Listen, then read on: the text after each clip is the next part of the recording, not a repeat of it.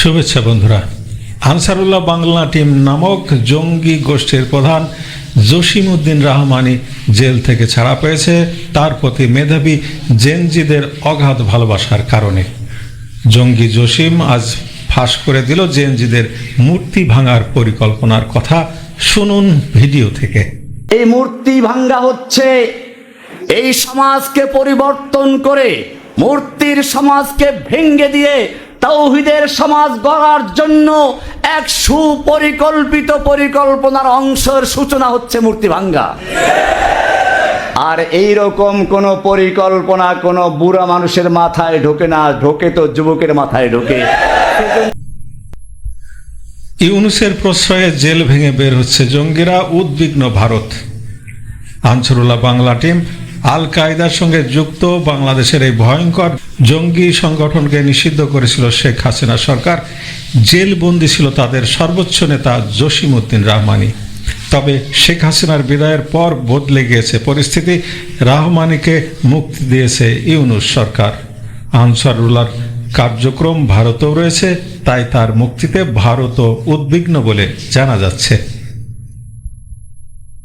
ঢাকার গাজীপুরের কাশিমপুর কেন্দ্রীয় কারাগার জেলের প্রধান গেটের ছোট্ট দরজার বাইরে তটস্থ জেলরক্ষীরা আছে বাংলাদেশ সেনাবাহিনীর সদস্যরাও আর কয়েকশো জনতা। ছোট দরজা খুলে বেরিয়ে এলো সাদা কুর্তা, চেক কাটা লুঙ্গি পরা এক ব্যক্তি। মাথায় সাদা ফেস টুপি, ঘাড়ে সযত্নে ফেলা লাল সাদা চেক কাটা কাফিয়ে গোপনেই দাঁড়িয়ে আছে। সেনাদের সামনেই তার মাথায় পুষ্পবৃষ্টি করা হলো। তারপর তিনি উঠলেন এক হুড খোলা কালো রঙের এসইউভিতে। তাকে দেখেই তীব্র চিৎকারে উচ্ছ্বাস প্রকাশ করল উপচে পড়া ভিড়। হুড খোলা গাড়ি থেকে ডিকটাফোনে বক্তৃতা শুরু করলেন ওই ব্যক্তি। গলার শির ফুলিয়ে বলল, প্রতিশোধ চাই। সমবেত জনতাও একসঙ্গে গর্জে উঠল, প্রতিশোধ প্রতিশোধ। তারপর আবার ওই ব্যক্তির আস্ফালন, শেখ হাসিনা দেখুন, আপনি যাকে জেলে রেখেছিলেন সে আজ বাইরে, আর আপনি দেশের বাইরে। জনতার ভিড় থেকে উঠল আর এক রাউন্ড চিৎকার। এরপর ঢাকার রাজপথে শোভাযাত্রা করে এগুলো তার গাড়ি। তাকে নিরাপত্তা দিয়ে নিয়ে গেল বাংলাদেশের সেনাবাহিনী। কে এই ব্যক্তি? কে এই বিশিষ্ট ব্যক্তি? বাংলাদেশি জঙ্গি সংগঠন আনসারুল্লাহ বাংলা টিম বা আনসার আল ইসলামের প্রধান জসিম উদ্দিন রহমানী। এই রহমানির জন্য কেন বাংলাদেশ ও ভারতের মাথা ব্যথা? শেখ হাসিনা সরকার তাকে জেলবন্দি করে রেখেছিলেন। গত 5 আগস্ট বাংলাদেশে ছাত্র জনতার বিক্ষোভে ক্ষমতাচ্যুত হয়ে ভারতে শেখ হাসিনা। এখন দেশ চালাচ্ছে শান্তিতে নোবেলজয়ী ডক্টর মোহাম্মদ ইউনূসের নেতৃত্বাধীন অন্তর্বর্তীকালীন সরকার। আর তার সরকারের আমলেই সম্প্রতি জেল থেকে ছাড়া পেয়েছে দুর্ধর্ষ জঙ্গি নেতা মুফতি জসিম উদ্দিন রহমানী। বাংলাদেশে একাধিক নাস্তিক, যুক্তিবাদী, বিজ্ঞানমনস্ক লেখকদের হত্যার সঙ্গে জড়িত তার সংগঠন আনসারুল্লাহ বাংলা টিম। সোজা কথায় একটি জঙ্গি সংগঠন। তাদের অনুপ্রেরণা বিন লাদেনের আল কায়দা। শুধু অনুপ্রেরণা নয়, তারা আল কায়দা ইন ইন্ডিয়ান সাবকন্টিনেন্ট বা IQES এর সঙ্গে যুক্তও বটে, যাদের লক্ষ্য ভারত, বাংলাদেশ, পাকিস্তান ও আফগানিস্তানের সরকারকে ক্ষমতাচ্যুত করে ইসলামী রাষ্ট্র গঠন করা। তবে আনসারুল্লাহ শুধু শেখ হাসিনার বাংলাদেশের মাথা ব্যথা ছিল না, ভারতের জন্য যথেষ্ট চিন্তার কারণ এই আনসার। আর বর্তমান বাংলাদেশে এই জঙ্গি নেতাকে যেভাবে প্রায় রাষ্ট্রীয় মর্যাদায় পাহারা দিল সেনাবাহিনী, তাতে ভারতের চিন্তার কারণ আছে বৈকি। আনসারের উৎস ও উত্থান। 2000-এর প্রথম দশকে বাংলাদেশের জামাতুল মুজাহিদিন বাংলাদেশ নামে এক ভয়ঙ্কর জঙ্গি গোষ্ঠী মাথা জাড়া দিয়েছিল। আনসারুল্লাহ বাংলা টিমের উদ্ভব সেই জঙ্গি গোষ্ঠী থেকেই। 2004 সালের 30 জুন বাংলাদেশের বরগুনা সদর উপজেলায় এক জঙ্গি প্রশিক্ষণ কেন্দ্রে অভিযান চালিয়েছিল বাংলাদেশ পুলিশ। গ্রেপ্তার হয়েছিল 33 জন জঙ্গি, তবে পালিয়ে গিয়েছিলেন তাদের প্রশিক্ষক। আটক জঙ্গিদের জেরা করে জানা গিয়েছিল জসিম উদ্দিন নামে ঢাকার মোহাম্মদপুরের জামিয়া রাহমানিয়া মাদ্রাসার এক শিক্ষক এই প্রশিক্ষণের আয়োজন করেছিল। ওই মাদ্রাসায় অভিযান চালিয়ে অবশ্য কাউকে পাওয়া যায়নি। 2007 সালে জেএমবি প্রধান সহ জামাতুলের আরও কয়েকজন নেতাকে মৃত্যুদণ্ড দেওয়া হয়েছিল, ফলে তাদের জঙ্গি তৎপরতা অনেকটাই চাপা পড়ে গিয়েছিল। এর 5 বছর পর 2009 সালে জসিমউদ্দিনই গঠন করেছিল আনসারুল্লাহ বাংলা টিম।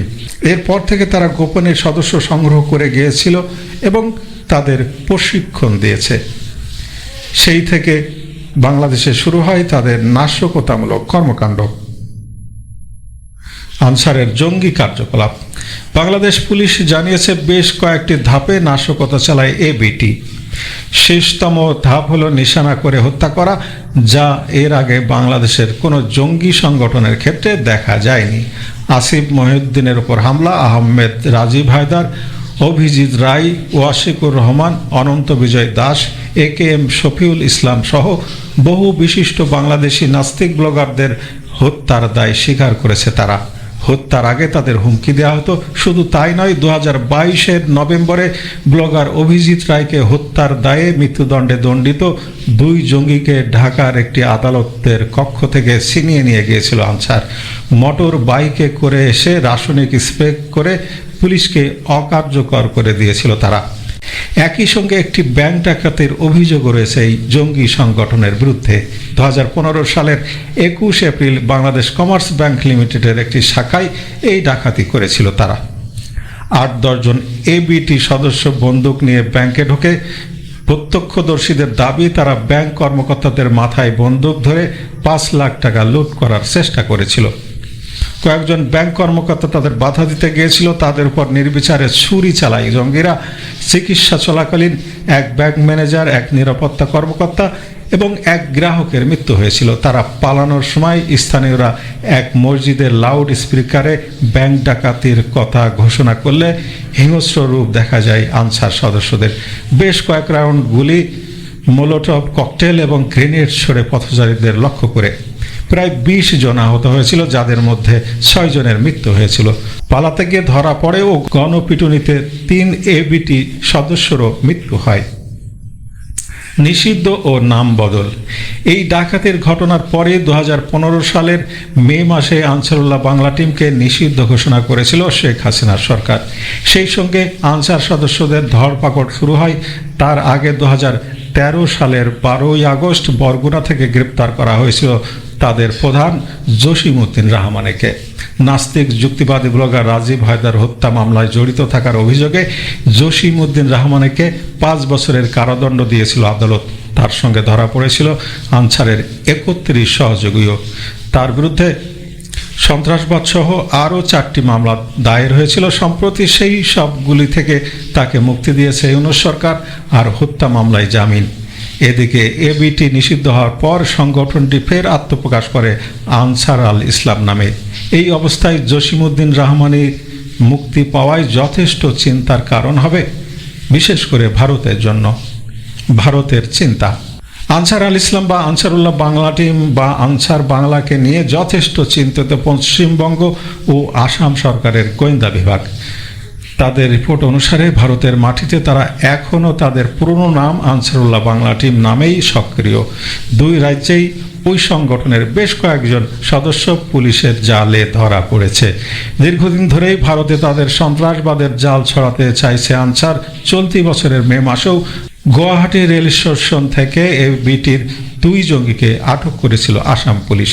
উত্তর পূর্ব ভারতে সন্ত্রাসবাদী হামলা চালাতে লস্করি তৈয়বা সহ পাকিস্তানি জঙ্গি গোষ্ঠীগুলির অংশীদারও হয়েছে তারা। এমনকি 2022-এ লস্করের সাহায্যে ভারতের একটি সন্ত্রাসবাদী ঘাঁটিও স্থাপন করেছিল আনসারুল্লাহ। ওই বছরই তাদের প্রায় 100 সদস্য ত্রিপুরায় অনুপ্রবেশের চেষ্টা করেছিল।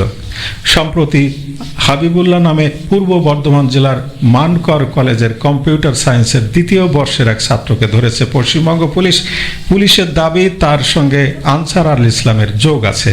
অনলাইনে জঙ্গি প্রচার চালাতো সে। ভারতের খাগড়াগড় বিস্ফোরণ কাণ্ডের পিছনেও আনসারের হাত থাকার প্রমাণ পেয়েছিল গোয়েন্দারা। বাংলাদেশের এই সরকার কাদের? এ সরকারে কারা এখনো বুঝতে বাকি আছে আমাদের। ধন্যবাদ বন্ধুরা, ভালো থাকুন।